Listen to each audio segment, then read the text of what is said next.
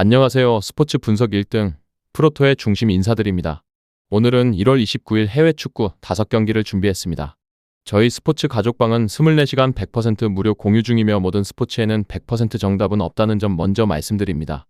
하지만 믿고 따라와 주신 분들께 적중이 아니라 수익으로 보답해 왔다는 점 오늘도 책임지고 분석으로 증명해 보겠습니다. 그럼 바로 경기 프리뷰 시작하겠습니다. 첫 번째 경기 나폴리 첼시 경기 분석하겠습니다. 나폴리는 3백 기반 3-4-3 구조로 좌우 윙백을 높게 세우며 측면에서 수적 우위를 만드는 공격 지향적인 팀이다.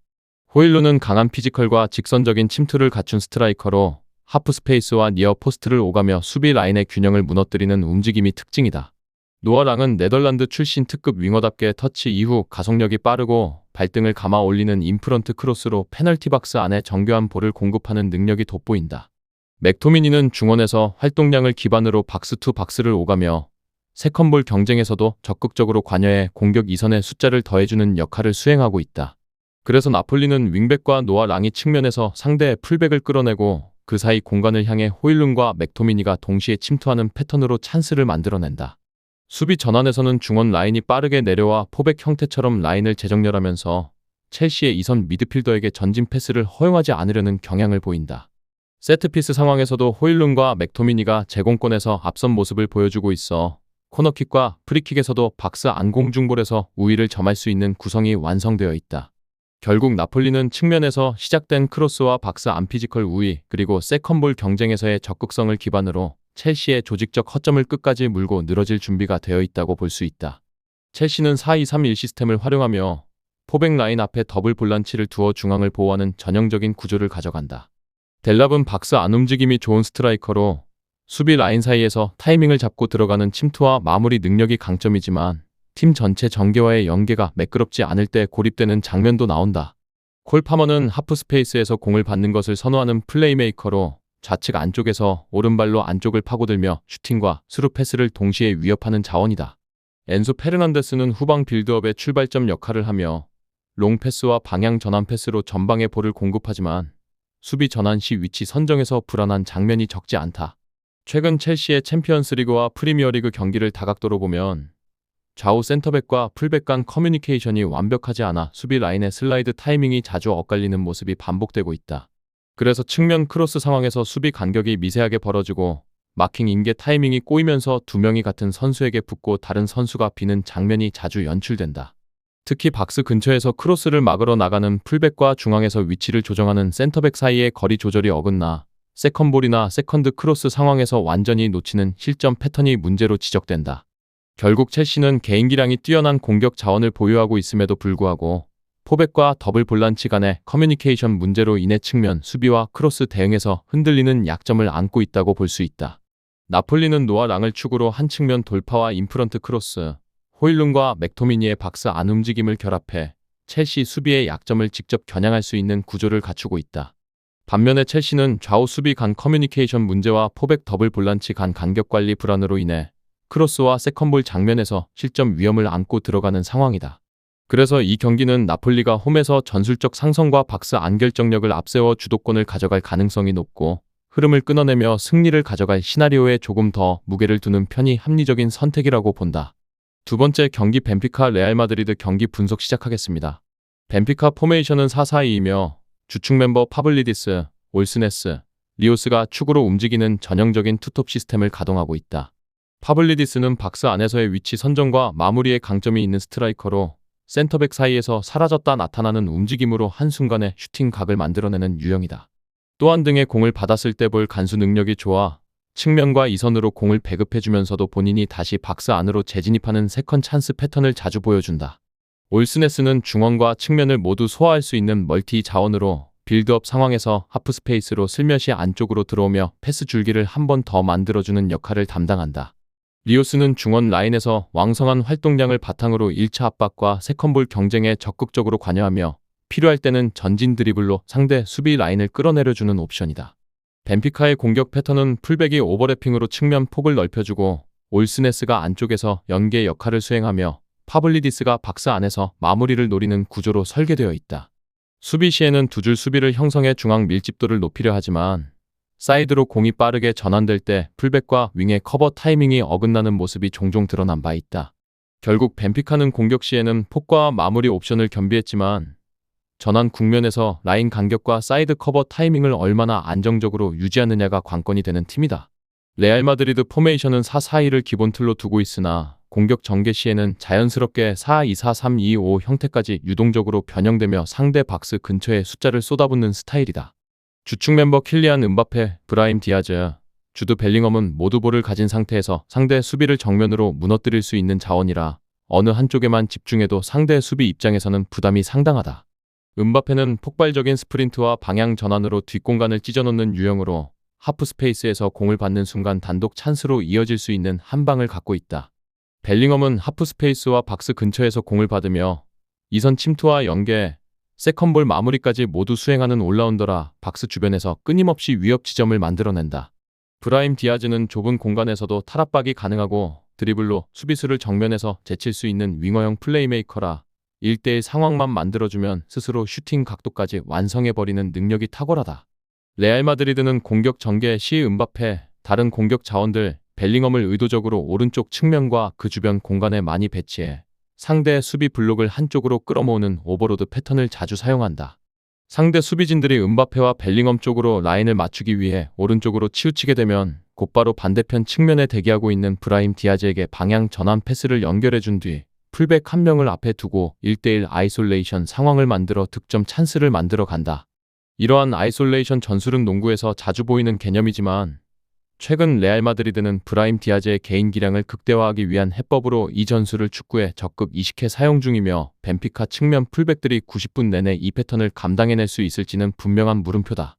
벤피카는 파블리디스를 중심으로 한 박스 안마무리와 올스네스, 리오스의 활동량으로 경기 균형을 맞추려 하겠지만 레알 마드리드가 준비해 온사이드 오버로드와 아이솔레이션 전술을 90분 동안 온전하게 막아내기에는 분명한 한계가 보인다. 레알 마드리드는 음바페와 벨링엄, 브라임 디아즈라는 강력한 주축 멤버를 통해 한쪽으로 수비를 몰아놓고 반대편에서 1대1을 해결하는 구조를 완성해 둔 만큼 시간이 갈수록 벤피카 수비 라인의 부담을 누적시키는 흐름을 만들 수 있다. 따라서 이 경기는 벤피카가 홈에서 버티는 구도라기보다는 레알 마드리드가 전술적 상성과 개인 기량 우위를 앞세워 승부를 가져갈 가능성이 더 높다고 보는 쪽이 현실적인 접근이라고 판단된다. 세 번째 경기 아인트호벤 바이에른 뮌헨 경기 분석 시작하겠습니다. 아인트호벤은 4-2-3-1 포메이션을 바탕으로 후방에서부터 빌드업을 풀어가며 점유율을 확보하려는 경향이 강한 팀이다. 페피는 박스 안에서 마무리에 집중하는 스트라이커로 움직임 자체는 간결하지만 발 앞에 떨어진 찬스를 놓치지 않는 타입이다. 페리시치는 측면에서 오버래핑 풀백과의 연계를 통해 크로스를 공급하고 필요할 때는 안쪽으로 좁혀 들어와 중거리 슈팅까지 시도하는 베테랑 윙어다. 비어르마는 더블 볼란치 라인에서 전진 패스와 측면 전환을 동시에 담당하는 플레이메이커로 빌드업의 출발점이자 세트피스 킥을 책임지는 핵심 자원이다. 하지만 최근에는 볼을 빼앗긴 뒤 수비 리커버리가 눈에 띄게 느려졌고 그래서 중원에서 공을 잃는 순간 2선과 3선 사이 간격이 크게 벌어지는 장면이 반복되고 있다. 특히 풀백이 공격 가담에 올라간 상황에서 측면에서 볼을 뺏기면 더블 볼란치의 백업 커버 타이밍이 늦어지면서 하프 스페이스와 중앙이 동시에 열리는 약점이 드러난다. 수비 라인 자체는 높게 유지하려고 하지만 라인 컨트롤과 압박 타이밍이 엇박자를 보이면서 뒷공간 케어와 박스 앞 압축을 동시에 놓치는 경우가 적지 않다. 실점 이후에는 라인을 더 올려 마네고를 노리려 하기 때문에 전환 국면에서 수적 열세에 몰리는 장면이 더 자주 나오고 있다는 점도 이번 경기에서 리스크로 작용할 가능성이 크다. 바이에른 뮌헨 역시 4-2-3-1 포메이션을 기본으로 하지만 압박 강도와 전환 속도에서 확실한 상위 레벨을 보여주는 팀이다. 케인은 최전방에서 마무리뿐 아니라 하프 스페이스까지 내려와 볼을 받아주는 스트라이커로 등져받는 플레이와 원터치 연계 모두에서 높은 완성도를 가진다. 올리세는 측면에서 1대1 돌파와 컷인을 통해 공격 템포를 바꾸는 역할을 맡고 있으며 좁은 공간에서도 빠른 터치로 상대 풀백과 센터백 사이를 흔들어 놓는다. 고레츠카는 더블 볼란치이자 세컨라인 침투를 겸하는 플레이메이커로 탈압박 이후 전진 드리블과 직선적인 패스로 역습의 방향과 속도를 동시에 조율하는 핵심 축이다. 바로 이 고레츠카가 빠른 전환으로 역습을 주도하기 시작하면 아인트호벤의 느린 수비 리커버리는 제대로 정비되기 전에 수적 열세 상황에 몰릴 가능성이 높다. 측면에서 올리세가 넓게 벌려놓고 고레츠카가 중앙을 수직으로 찢어주며 케인의 침투와 이선 동반 러닝을 연결하는 패턴은 전환 상황에서 매우 위협적이다. 또한 바이에른 뮌헨은 코너킥 상황에서 니어 포스트를 향해 러닝 점프로 뛰어들어 중간 지점에서 헤더로 방향을 살짝 돌려주는 세밀한 패턴을 자주 활용한다. 이 패턴은 1차 니어 포스트 경합에서 수비의 시선을 끌어당기고 그 뒤에서 세컨 위치를 잡은 선수에게 자연스럽게 루즈볼이나 세컨 헤더 찬스를 만들어준다는 점에서 득점 기대값이 상당히 높은 세트피스 옵션이다. 오늘 경기에서도 코너킥 상황이 누적될수록 이 니어 포스트 패턴이 반복적으로 작동하며 득점에 가까운 장면을 여러 차례 만들어낼 가능성이 충분하다. 아인트호벤은 빌드업과 점유를 통해 경기를 통제하려 하지만 최근 드러난 느린 수비 리커버리와 간격 관리 문제는 상위 클래스의 전환 공격을 상대하기에 치명적인 약점이다. 반면 바이에른 뮌헨은 고레츠카가 이끄는 빠른 전환과 케인 올리세의 결정력, 여기에 니어 포스트 세트피스 패턴까지 더해져 한번 흐름을 잡으면 연속 득점까지 노려볼 수 있는 무기를 갖추고 있다. 종합적으로 보면 이 경기는 아인트호벤이 공을 오래 쥐고도 실점 위험에서 자유롭지 못한 그림이 예상되며 바이에른 뮌헨의 승리 시나리오에 무게를 두고 접근하는 것이 보다 현실적인 선택으로 판단된다. 네 번째 경기 프랑크푸르트 토트넘 경기 분석 시작하겠습니다. 프랑크푸르트는 3-4-3 포메이션을 기반으로 전체적인 볼 점유율을 높이는 데 초점을 맞추는 팀이다. 에브누 탈리브는 중앙과 측면을 모두 오가며 볼을 받아주는 유형의 공격수로 하프 스페이스 쪽으로 빠져나와 연계를 만들어주면서도 박스 안 진입 타이밍도 놓치지 않는다. 크나우프는 윙백과 윙어 역할을 모두 소화하며 사이드에서 폭을 넓혀주다가도 안쪽으로 좁혀 들어와 슈팅과 세컨 찬스를 동시에 노리는 패턴이 강점이다. 마흐무드 다우드는 중원에서 템포를 조율하는 플레이메이커로 짧은 패스와 방향 전환을 섞어 사용하며 빌드업의 출발점이자 전진 패스의 허리 역할을 담당한다. 프랑크푸르트는 볼이 위치한 지역 근처에 3에서 4명의 선수를 배치해 수적 우위를 만든 뒤 짧은 패스를 촘촘하게 주고받으며 패스 네트워크를 구축한다. 그래서 측면에서 볼을 잡으면 윙백, 인사이드 포워드, 볼란치까지 동시에 가까운 곳에 모여 삼각형과 마름모 구조를 형성하고 한번 압박을 벗겨내면 반대편으로 빠르게 전환해 공간을 넓힌다. 이 구조 덕분에 볼 점유율과 경기 주도권을 동시에 확보하는 그림이 자주 나오고 상대가 공을 빼앗더라도 곧바로 근처에서 압박을 걸어 다시 탈환하는 재점유 장면이 반복된다. 다만 라인을 높게 끌어올린 상태에서 뒷공간을 내주는 리스크는 있지만 기본적으로는 공을 오래 쥐고 경기 흐름을 통제하는 쪽에 자신감을 가진 팀이라고 볼 수 있다. 토트넘은 4-2-3-1 포메이션을 바탕으로 전방 압박과 빠른 전환을 주무기로 사용하는 팀이지만 이번 일정에서는 체력적인 변수가 크게 걸려있는 상황이다. 히샬리송은 박스 안에서의 마무리뿐 아니라 등지고 받는 볼을 지켜내면서 이선 자원들을 박스 앞으로 끌어올리는 역할까지 겸하는 스트라이커다. 마티스 텔은 측면과 중앙을 모두 소화 가능하며 폭발적인 첫 스텝과 직선적인 돌파로 수비 라인을 흔드는 자원이다. 사비 시몬스는 이선 중앙과 측면을 오가며 볼을 오래 소유할 수 있는 플레이메이커로 좁은 공간에서의 드리블과 라스트 패스 선택이 날카로운 유형이다. 문제는 1월 빡신 일정 속에서 리그와 컵, 유럽 대회를 동시에 소화하며 선수단 전반의 체력이 눈에 띄게 떨어져 있다는 점이다. 전방 압박을 유지하려면 라인 전체가 함께 뛰어줘야 하지만 최근 토트넘은 전방 압박 강도가 전 후반이 다르게 느껴질 정도로 후반 들어 눈에 띄게 떨어진다. 그래서 초반에는 라인을 높여 상대 빌드업을 끊어내려 하지만 시간이 지날수록 1차 압박만 나가고 이선과 수비 라인이 따라 올라가지 못하는 뚝 끊긴 압박이 자주 등장한다. 이렇게 되면 히샬리송, 텔, 사비 시몬스가 개별적으로는 위협적인 장면을 만들 수 있어도 팀 전체가 한 덩어리로 움직이는 전방 압박과 역습 패턴의 완성도는 떨어질 수밖에 없다. 프랑크푸르트는 수적 우위를 활용한 빌드업과 안정적인 점유 구조를 통해 경기 흐름을 길게 가져갈 수 있는 팀이고 이번 대진에서는 그 장점이 더욱 뚜렷하게 드러날 가능성이 높다. 반면 토트넘은 촘촘한 일정 속에서 체력과 집중력 모두 부담을 안고 나와야 하는 상황이라 특히 후반 구간에서 압박 강도와 간격 관리가 무너지는 패턴이 반복될 여지가 크다. 종합적으로 보면 이 경기는 프랑크푸르트가 점유와 찬스 생산에서 우위를 가져가며 승리를 노려볼 수 있는 매치업으로 평가되고 토트넘은 순간적인 개인 기량 이상의 변수가 없다면 흐름을 바꾸기 쉽지 않은 그림이다. 다섯 번째 경기 맨시티 갈라타사라의 경기 분석 시작하겠습니다. 맨시티 포메이션은 4-3-3이며 홀란드는 박스 안에서의 위치 선정과 피니시 능력이 압도적인 전형적인 골게터다.